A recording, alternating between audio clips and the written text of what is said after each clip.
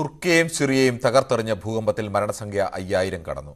തുർക്കിയിൽ 3500-ലേറെയും സിറിയയിൽ 1500-ലേറെയും പേർ മരിച്ചെന്നാണ് ഔദ്യോഗിക കണക്ക്. തുടർചലനങ്ങൾ രക്ഷാപ്രവർത്തനത്തിന് തടസ്സമാകുന്നുണ്ട്. ഇരു രാജ്യങ്ങൾക്കും ഇന്ത്യ അടക്കമുള്ള രാജ്യങ്ങളിൽ നിന്നും സഹായ പ്രവാഹം തുടരുകയാണ്.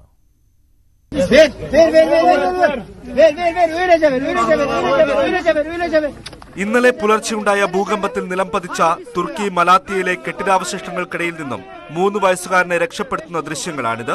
ജീവനോടെ നിരവധി പേരെ രക്ഷപ്പെടുത്താൻ കഴിയുന്നത് രക്ഷാപ്രവർത്തകർക്ക് ആശ്വാസം നൽകുന്നുണ്ടെങ്കിലും തുടർചലനങ്ങൾ ആശങ്ക നിറയ്ക്കുകയാണ്.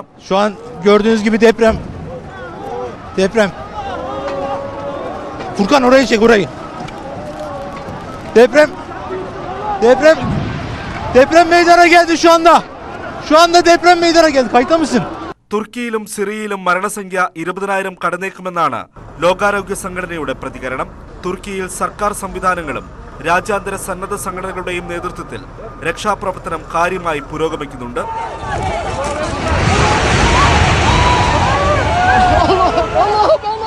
10 പ്രവിശ്യകളിൽ നിന്നായി 10,000-ഓളം പേരെയാണ് ഇതിനകം രക്ഷപ്പെടുത്തിയത്. ഇന്ത്യ ഉൾപ്പെടെയുള്ള രാജ്യങ്ങളിൽ നിന്ന് തുർക്കിയിലേക്ക് മരുന്നും ഭക്ഷണവും വ്യോമമാർഗം എത്തുന്നുണ്ട്. 12 വർഷത്തെ യുദ്ധം തകർത്ത സിറിയയിൽ നിന്നും ആൾനാശത്തിന്റെ കൃത്യമായ കണക്കുകൾ പുറത്തു വന്നിട്ടില്ല. ഡോക്ടേഴ്സ് വിത്തൌട്ട് ബോർഡേഴ്സും UN-ന്റെയും നേതൃത്വത്തിലാണ് സിറിയയിലെ സർക്കാർ നിയന്ത്രണമുള്ള മേഖലകളിലും വിമത മേഖലകളിലും രക്ഷാപ്രവർത്തനം.